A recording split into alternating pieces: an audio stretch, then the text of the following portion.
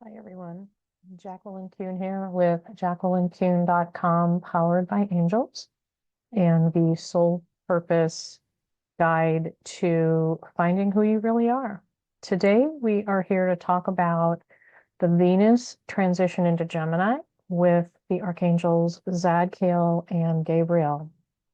So let's talk about this energy we're stepping into as Venus moves into Gemini, because this transit isn't just astrology. This is a moment that you can actually shift how you understand your relationships, your desires, and your soul's purpose.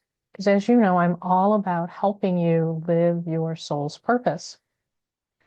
Venus is the planet of love and connection and values, and really what we're naturally drawn to. It really speaks to what our hearts desire from relationships. And when she enters Gemini, especially because we're leaving, Taurus, it's the energy is very different. In Gemini, it becomes a little lighter, a little faster, a little more curious, and definitely more mentally stimulating, given that Gemini is ruled by Mercury. So let's talk about this energy and what it means for you, for me, for our souls.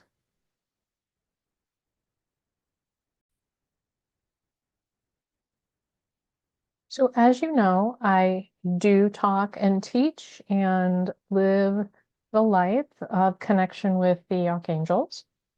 Three are not tied to the astrology, but the rest, the other 12 are. And since Venus is moving into Gemini, we're going to talk about Archangel Zadkiel. And since since Gemini is governed by Mercury, and there's a lot of communication energy with this transit, we're also going to talk about Archangel Gabriel, because Gabriel is all about communications. Now we are in sun sign Taurus season, so know that Archangel Shamuel is always there and around. But for this specific transit, Archangel Zadkiel and Gabriel are the two archangels best to work with. This is really the first of what I call the closer planets, the planets that are closer to Earth, to move into Gemini. Um, there are plenty of other planets moving around, and things are going from Aries to Taurus, but Venus is the first kind of jumping into Gemini. So this is sort of like the relationship side is the first to move ahead.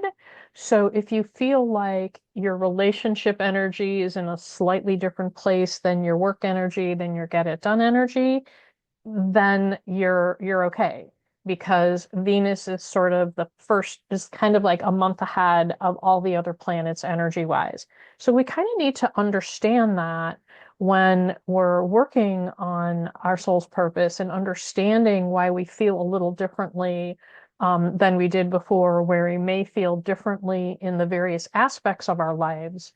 So just kind of know that, refer back to maybe some of the other videos about, what Mars in Aries really means, and because then it's going to be moving into Taurus, right? But it won't get to Gemini until after Venus is gone.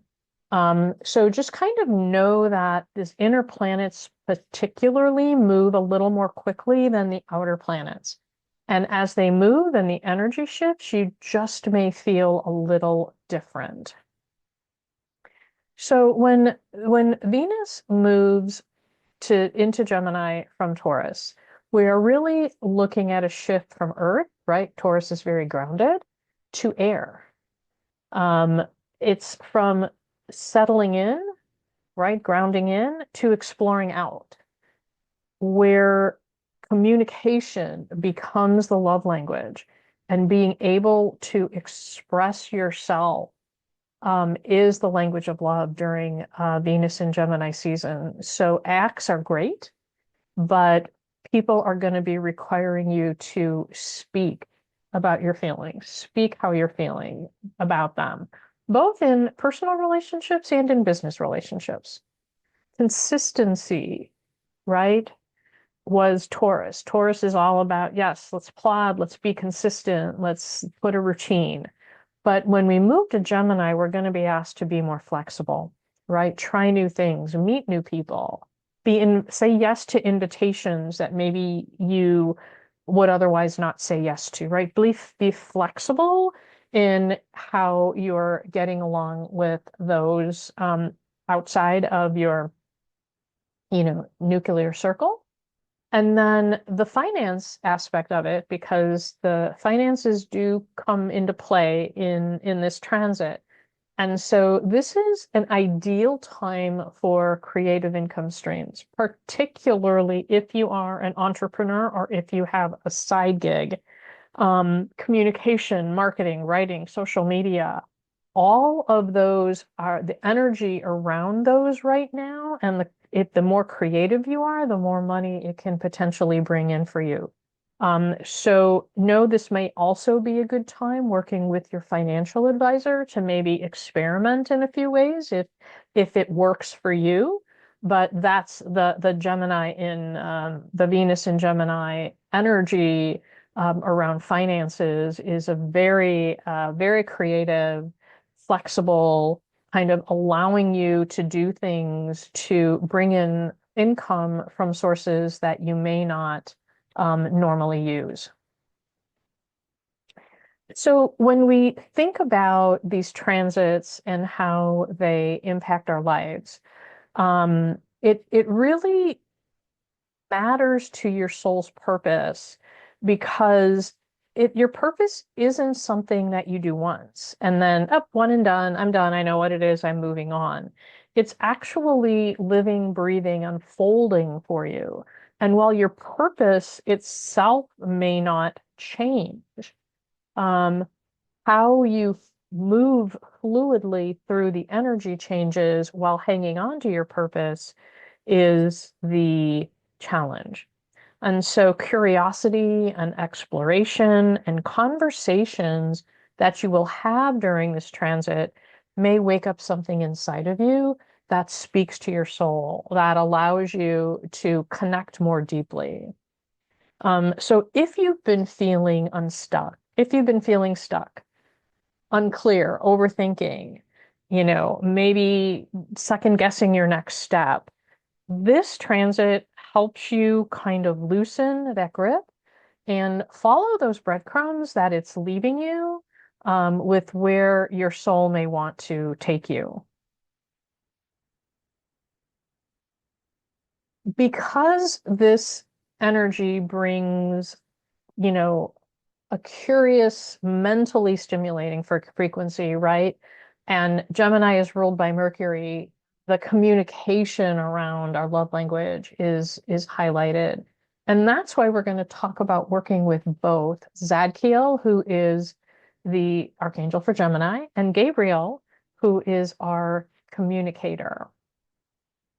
When we think about Zadkiel, we really think about mercy first and foremost, and balance. His name means righteousness of God.